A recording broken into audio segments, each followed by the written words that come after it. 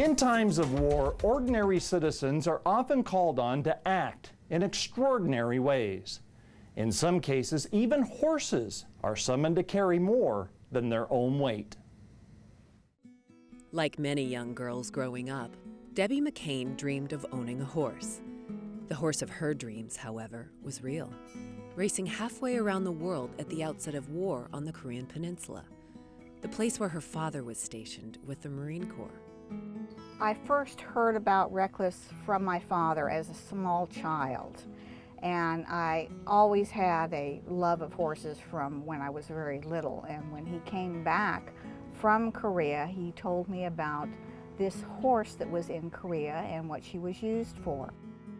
The terrain in Korea at that time was very hilly, and jeeps and vehicles could not get to the Marines wherever they were fighting, and they needed some method to transport ammunition, medical supplies, and retrieve wounded Marines.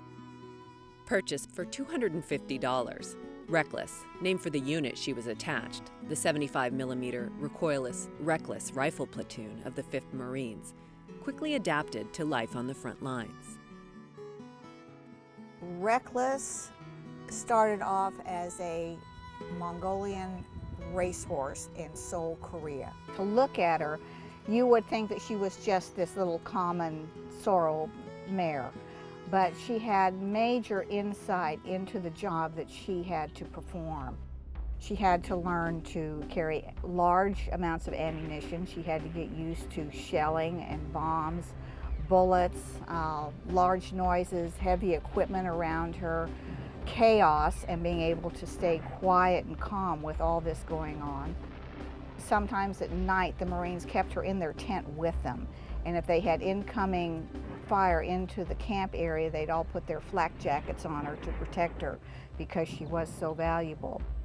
It got to be just second nature to her to go into a combat situation and deliver the ammunition and take Marines back with her. And she did this first with the Marine, and then she got so good at it that they would just point her basically in that direction, and she would find the Marines on her own. During one of the most intense and violent battles of the war, a 3-day operation for the outposts Vegas and Reno, Reckless made 51 trips in just one day while under constant fire to deliver critical ammunition to the gun points. The Marines were taking a tremendous amount of firepower at them as well as sending it.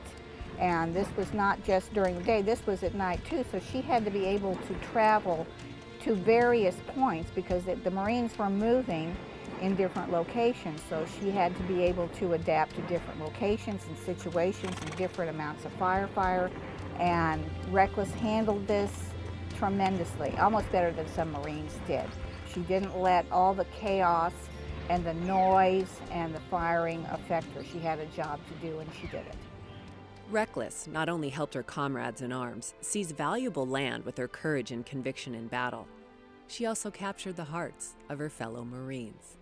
Not only did she carry the ammunition, this was a little bit of home for these Marines. They could associate the horse with home, and they could touch her and pet her and get close to her, and this was a big emotional well-being for the Marines themselves. Wounded in combat, Reckless received a Purple Heart. She also received an honor befitting the bravery she demonstrated on the battlefield, the rank of sergeant. Rank in the military is earned. The Marine Corps doesn't give it to you. So for her to be given this rank, it meant that she was one of their own. And this was very sacred to this group of Marines, and all Marines, especially of the 1st Marine Division, because she's their mascot. When they got permission to bring her back aboard ship, she stayed in the hull of the ship with the Marines, and they all took care of her. And the ship landed in San Francisco, and she disembarked up there to a big parade and a big fanfare and a welcoming committee, and they had a big ceremony up there in San Francisco. Reckless was sent to Camp Pendleton in Oceanside, California, where she proudly continued to serve the Marine Corps and made a child's dream reality.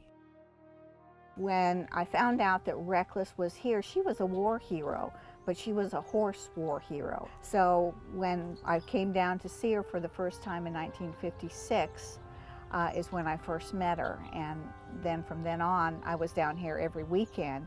And all the children that came down at that time would always bring her carrots or apples, or they'd give her part of a sandwich or whatever, but you always came to see Reckless. She spent the rest of her life basically here at the stables. And she went to all the change of commands, she went to promotions, she went to special events. Anything to do with the 1st Marine Division, she was present for. And she had her blanket on and she was escorted by her handlers in uniform. And it was very honored to have Reckless there to be a part of whatever ceremony this was. One of her first foals was named Dauntless, then Fearless, and then she had Chesty. And Chesty was named after Chesty Puller, a general in the Marine Corps. They all stayed here at the stables. They grew up, they became trail horses, guide horses, and they're all buried here at the stables. She had 2 other foals. One died and one was presented to her handler that brought her back from Korea. In 1968, Reckless died shortly after stumbling onto a barbed wire fence. But her efforts on behalf of her fellow Marines was felt throughout the 1st Division and beyond for years to come. Putting an animal in a human capacity that went over and above board with all the lives that she saved by taking the ammunition, the medical supplies. You can't count the lives that she saved, but it means that a father, a son, or a brother came back to a family that if she may not have been there to do this, may not have come back. Some children may not have been born, their fathers may have been killed if it hadn't been for Reckless. So all of us that are children of that era that had fathers in Korea, that she may have had something to do with, are very blessed to have had that little horse do what she did. Reckless not only inspired an entire division of Marines with her heroics, but she drew Debbie McCain back to Camp Pendleton, where she now works at the base stable, preserving the memory of the horse that played such an important role in her life.